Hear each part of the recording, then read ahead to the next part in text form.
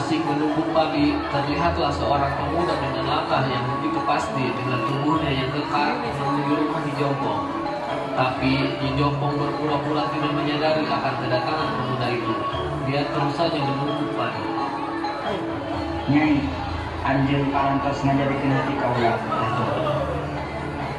Nyi Jompong terus saja melanjutkan pekerjaannya tanpa pernah menghiraukan apa yang sedang dibicarakan Julius. Para serdadu Belanda masuk. Oh, kau mau jadi pahlawan rupanya.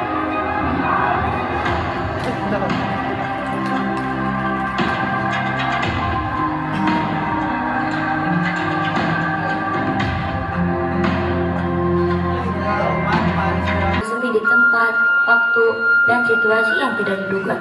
Padahal perjumpaan kita begitu sederhana, tidak sedramatis kisah-kisah yang didongengkan para leluhur.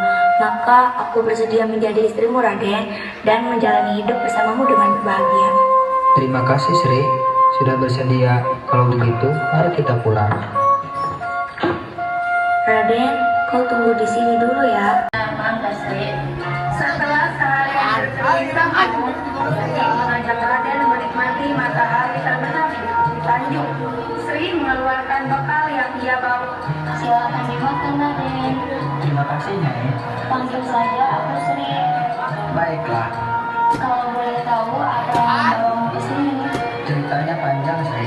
Sepertinya sudah takdir kita dipertemukan. Sandia kala melihat dunia Sukajaya.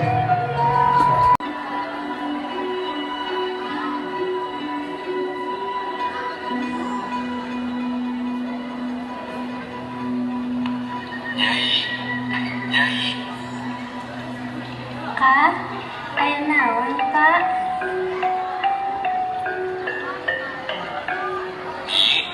Dinten ieu teu kedah ka sawah. Bapak aya naon? Nyai teu kadang iri ka sawah. Jadi nyai dinten ieu nutup pareweh. Berangkatlah kedua orang tuanya meninggalkan rumah menuju sawah yang lumayan jauh.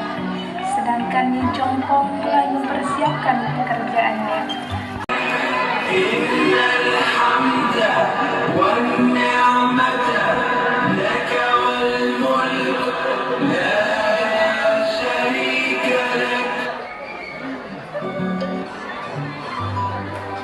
Ketika Syekh Maulana Mansyuruddin pulang dari Mekah, dia muncul bersama dengan air dari tanah yang tidak berhenti mengucur. Banyak orang meyakini bahwa air yang mengucur tersebut adalah air Zam-Zam Syekh Maulana Mansyuruddin. Saya yakin air yang keluar dari bekas pinjaman Syekh Maulana adalah air Zam-Zam yang terbawa dari Mekah.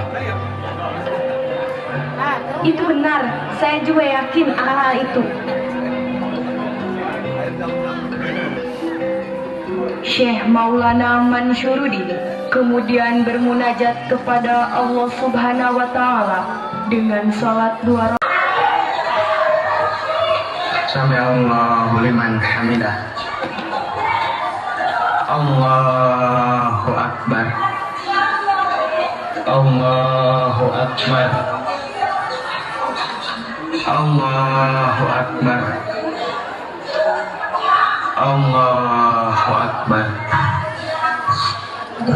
Assalamualaikum warahmatullahi. Assalamualaikum warahmatullahi. Selesai sholat, Syekh Maulana Mansyuruddin kemudian mendapat petunjuk untuk menutup air tersebut dengan Al-Quran. Atas izin Allah Subhanahu wa Ta'ala, air tersebut berhenti mengucur dan Al-Quran tersebut berubah menjadi batu. Aku mendapat petunjuk dari Allah. Aku akan menutup air ini menggunakan Al-Quran.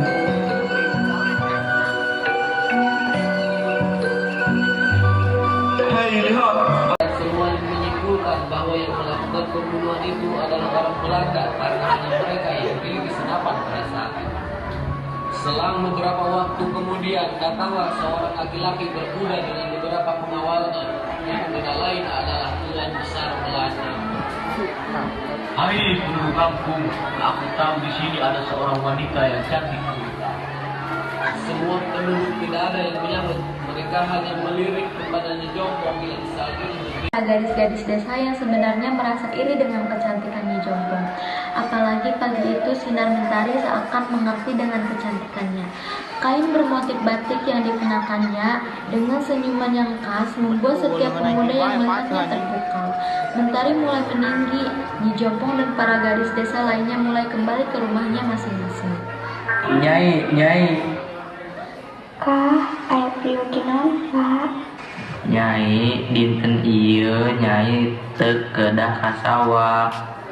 Bapak aya naon? Nyai teu kedah ngiring ka sawah. Jadi nyai dinten ieu nutup pare wae.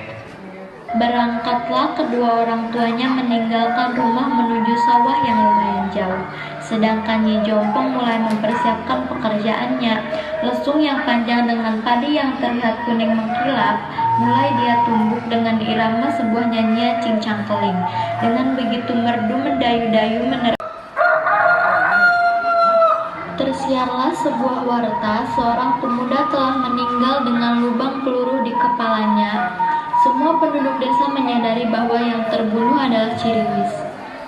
Hai penduduk kampung, aku tahu di sini ada seorang wanita yang cantik gurita. Kau Nyai. Nyi, maukah Nyai menjadi istriku? Tuan besar, hapunten, permintaan Tuan tidak dapat saya penuhi. Nyai, jika Nyai menjadi istri saya, maka Nyai akan hidup bahagia. Baiklah, jika lamaran saya ditolak, saya terima. Waktu siang tiba, penduduk mulai sibuk kembali dengan pekerjaannya. Meskipun begitu, mereka tetap membicarakan apa yang telah terjadi tadi. Bapak sareng ibu dinten moal ka sawah, Nyai. Bu, Pak, Nyai bade ka sawah, bade ngalaputut.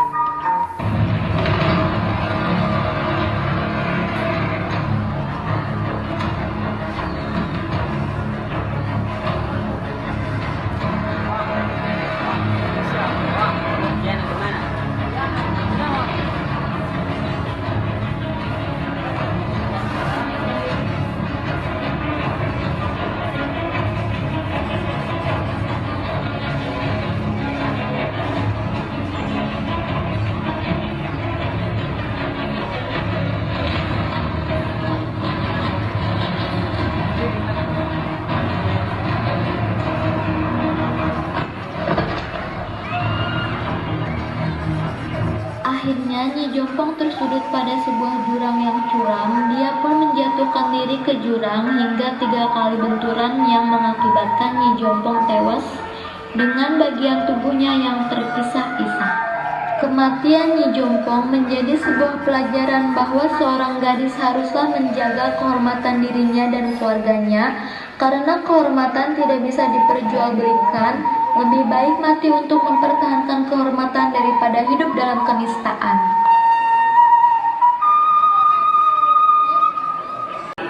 Ini merupakan tradisi di desa kami. Para gadis memainkan halu dan lesung hingga membuat harmoni. Yang berambut panjang itu siapa, Bah? Oh, gadis yang berambut panjang itu Sri Kohaci. Tapi pukulan keras Ciriwis terlanjur mengenai muka serdadu Belanda tersebut, sehingga ia tersungkur tak berdaya. Berani-beraninya mengganggu semua desa yang akan menjadi istriku. Menyadari salah satu serdadunya ada yang terjatuh, maka para prajurit itu mengeroyok Ciriwis. Tapi sia-sialah yang mereka lakukan karena mereka terlalu lemah untuk melawan Ciriwis. Sudahlah, kalian pergi saja. Katakan pada atasan kalian, jangan pernah bermimpi bisa mengalahkan.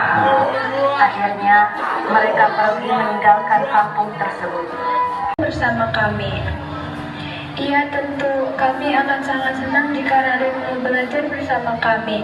Mari Raden, silahkan. Baiklah, mari mulai permainannya. Raden, mau aku ajarkan caranya? Tentu Nyai. Begini caranya. Beberapa menit berlalu. Kemudian ada 2 orang warga yang sedang melintas. Raden, lihatlah di sana ada warga yang sedang melintas. Bukankah ketika Raden tinggal di sini, maka Raden juga harus berinteraksi dengan warga yang ada di sini? Iya tentu Nyai. Baiklah kalau begitu, aku akan menemui mereka dulu. Permisi.